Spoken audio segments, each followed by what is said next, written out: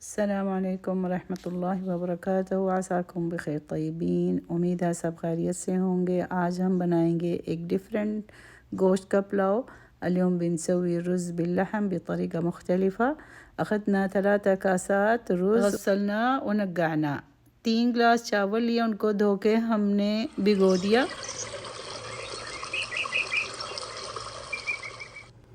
एक देगची लेंगे, उसमें डालेंगे ज़ैतून का तेल और थोड़ा सा घी। अखदना मगला حطينا عليه زيت وسمن.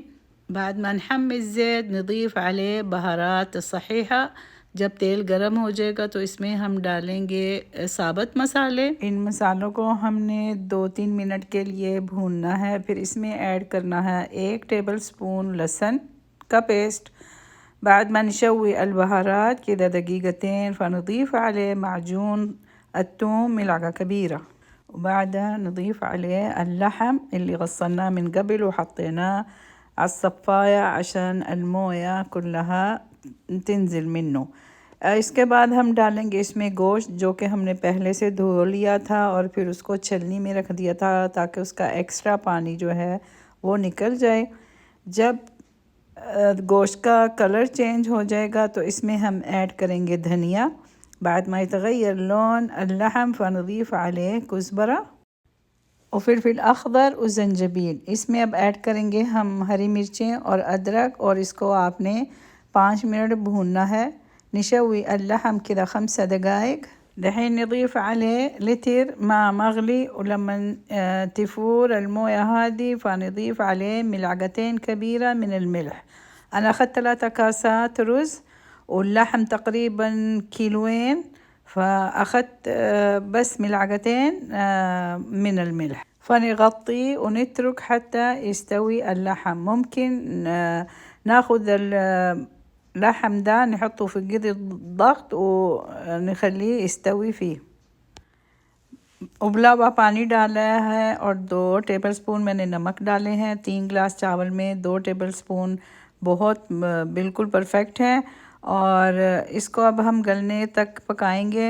आप इसको कुकर में भी रख के जल्दी गला सकते हैं अगर आपके पास टाइम कम हो तो। ناخذ مقلاة تاني نضيف عليه سمن وزيت وناخذ 5 حبات بصل مقطع ونحمره وبعدين نضيف عليه الثوم। एक दूसरी देगची में हम डालेंगे थोड़ा सा घी और तेल और उसमें 5 अदद कटी हुई प्याज सुरख करेंगे। जब वो सुरख हो जाएगी तो उसमें ऐड करेंगे लहसुन। 2 मिनट लहसुन को भूनना है। फिर उसके बाद आपने 4 अदद दरमियाने साइज़ के टमाटर काट के डालने हैं।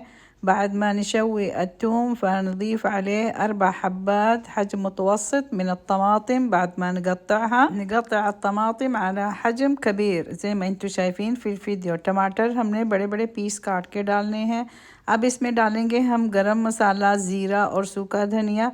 نضيف البهارات كمون وكزبرة وقرم مسالة. تلاقوا فيديو لقرم مسالة في قناتي. نشيل اللحم من المرقة ونصفيه من البهارات والأشياء اللي كنا حطيناه। अब हम गोश्त को अलग कर लेंगे यखनी से और यखनी को छान लेंगे।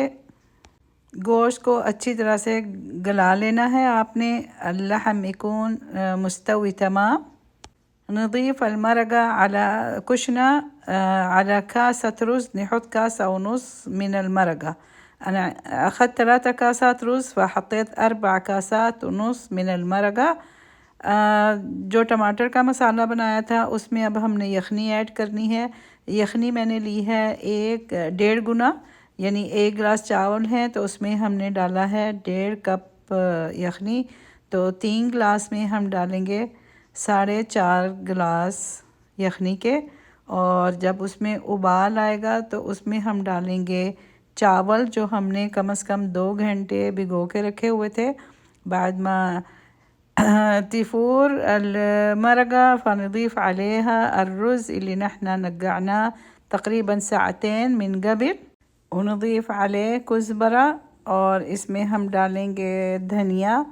मैंने 1 गुट्ठी धनिया के लिए आधी अभी डाली है, आधी बाद में डालेंगे। أخذت حزمة كزبرة فحطيت نصها دحين.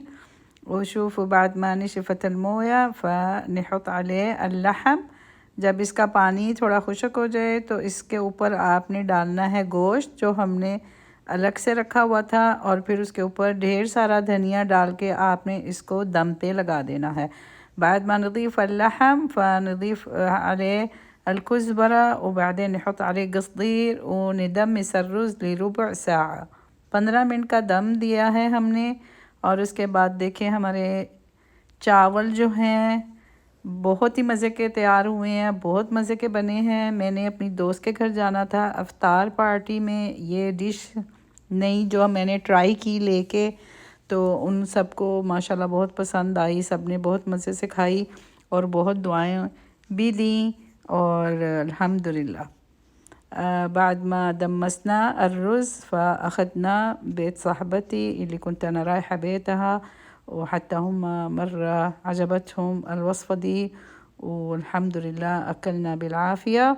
وانتوا كمان جربوا وإن شاء الله تدعوا لي على الوصفة الرهيبة دي. شكرا لمتابعتكم، نشوفكم تاني في فيديو جديد مع وصفة جديدة. बहुत शुक्रिया आपके वक्त का, आपके टाइम का। आप इतना कीमती टाइम निकाल के मेरी रेसिपी देखते हैं, लाइक करते हैं, शेयर करते हैं। तो अब मैं आपसे चाहती हूँ इजाज़त, नेक्स्ट वीडियो में फिर मिलेंगे नई रेसिपी के साथ इंशाल्लाह। अल्लाह हाफिज़, मास्सलामा।